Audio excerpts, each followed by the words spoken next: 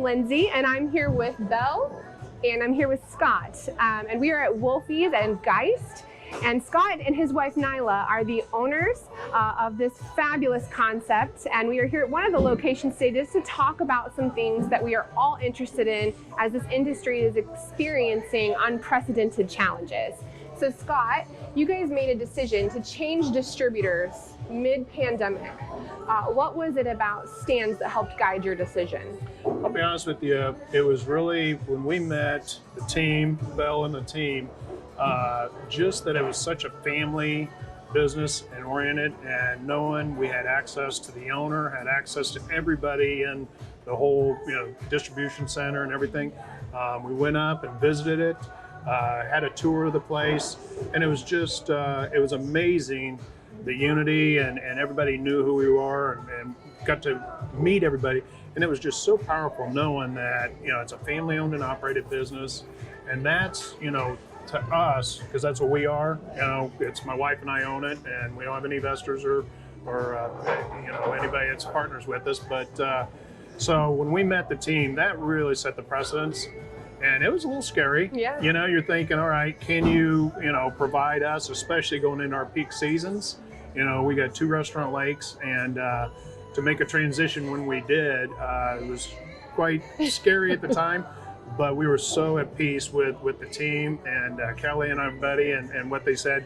We will over-serve you, and that's taken place. It's been fabulous. Well, we certainly appreciate your business, and you guys are a very valuable partner to us. So we do thank you for making that important decision, especially in the middle of the craziness of the pandemic. So what about Wolfies makes you unique in your markets? You know what? Our unique is probably how we treat our employees and our guests.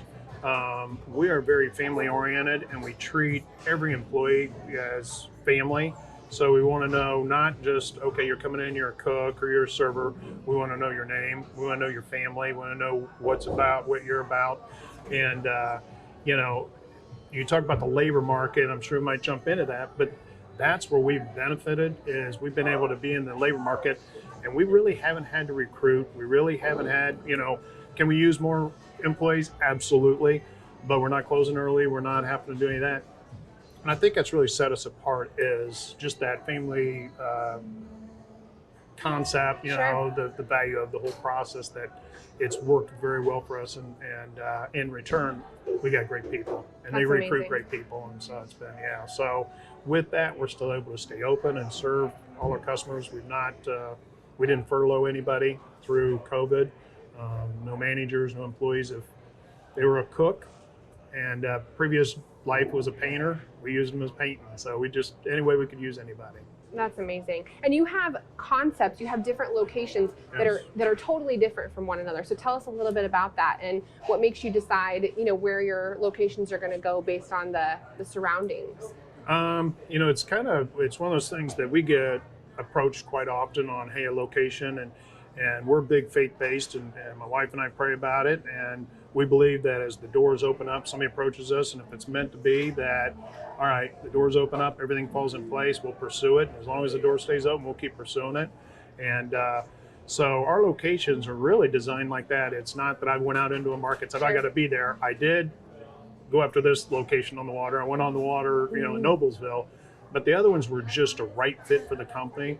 And so Wolfies, we have 6 Wolfies, but everyone's different. We got 2 on the lake, which is totally different than a location we have in Fishers. So that's a small prototype, about 3,000 square feet. Then we got Carmel, which is about 5,000. It has a broken barrel attached to it, which is another concept we have.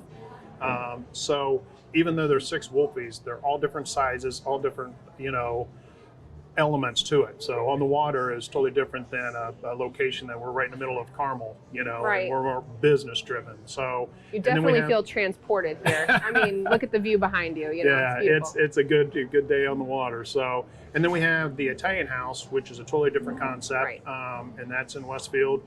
And then we got the Broken Barrels, which are bourbon bars, but you can get cocktails and all that. So we've got 2 of those. And then we just acquired a new location in Westfield. It's right next to our Italian House, and that's going to be called Nyla's, and that's going to be a steak, limited menu, high quality, but it's going to be a fair price. That you can come in and get a great high quality steak for a fair price, and a limited menu, maybe 12, 15 items on the menu. That's amazing. The success that they've been able to have and keeping that faith-based and then that family feel is really awesome. So I know where I'm going to come for bourbon next time I'm in Indianapolis. Well, we're a little crazy because we did the transition right after COVID with, Stan's and you guys. Yeah. We opened West Lafayette in COVID, and then now we've bought another restaurant, just coming out of COVID. So, yeah. Congratulations. So we've seen, obviously, businesses have to change some of their models, right, because of the pandemic and closures. Is there any changes that you've made in your business model that you see that are going to stick beyond COVID? Absolutely. We were doing 3, 4, 5% in carryout. That wasn't our format. It wasn't something that we went after. We never did, curbside, car side.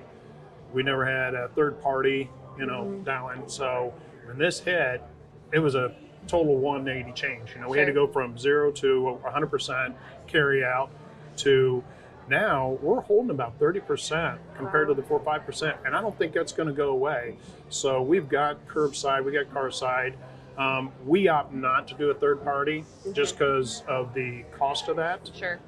We have entertained and done some of our own delivery people. Okay. So we've entertained that. That's probably where we're going to go. Is they talk about these ghost kitchens. Yep. We're looking into that and doing a ghost kitchen where we'd actually do our own delivery service out of that. But I don't see the curbside. I think there's always going to be that element. Even when this is gone for a year or so, people are still not going to be that comfortable or confident. Sure. Or they're used to, I kind of like taking my food and taking it home. So I think that's going to stay. And we're trying, that's exactly it. But the packaging is the other challenge. Right, yeah. We can cover you there. There we go. So we all know the supply chain has kind of been broken, right? I mean, manufacturers are facing labor challenges. And so how have you guys been able to adapt, and what messaging, what does that messaging look like to your staff and your patrons when there may be challenges in getting product? How have you flexed? You know what? I'll be honest with you. Stan's has been outstanding. You guys have been fabulous on filling areas that, like chicken and all that. If there's a shortage, you guys are coming up with the answers. But we're also flexible enough, we're small enough, but big enough that we can move the menu around. If an item we foresee that, in the fall, and that's where you guys have been really good saying, projecting out, hey, here's where we might be challenged. We're already looking at those items as far as, do we take it off the menu? Do we take a price increase? And so we're getting ahead of that and trying to get down the line that, before we had that problem, what are we going to do? And, there's items we're not going to be able to get because of things going on. So we actually put a little disclaimer on there saying, hey, sorry, due to, a shortage or a supplier, we're not able to get it. This is off the menu till further notice. Sure. And do you feel like patrons have been more willing to accept that post-pandemic than pre-pandemic? Yep. Yeah. No question. Yeah. I feel like that's been a kind of a good thing to come out, right? Because this is a job where sometimes it's thankless, right, to be a server and to serve people. And I feel like that's what we all do, right? We're in the service industry, we serve people, and sometimes it can be a challenge. But I appreciate what's come out of COVID and that, some understanding. So, I agree. I would agree with that. And so they've been, our customers have been phenomenal about it. All through COVID and everything, and we've really been fortunate with that. That's wonderful. So, so we're all looking forward to lunch. We're going to stay and have some lunch here. If you could say, like, this is what you need to come to Wolfies for, what would that be? Oh my goodness. I know it's a hard question. It's all your babies, right? It's all your babies. It's all good. It is all good, but I'm a rib guy. I love our ribs. We do a dry rub rib that I absolutely love. And I'm a salmon. Salmon's another one that if you ask anybody in my family, I love the salmon. And then we got a prime rib sandwich that I'd put up against anybody. Nice. So, yeah. Well, I'm looking forward to, you guys. And this raw bar looks pretty amazing, too. Yes. Well, we want to thank Scott for joining us and Belle for joining us today. You guys, this has been such a crazy year, and we're so thankful to have partners like Scott and Nyla and the whole Wolfies team. So we thank you so much for doing this for us and joining us today, and for your continued partnership. It's been a great partnership. Looking forward to continuing that. Absolutely. Thank you. Thanks, guys.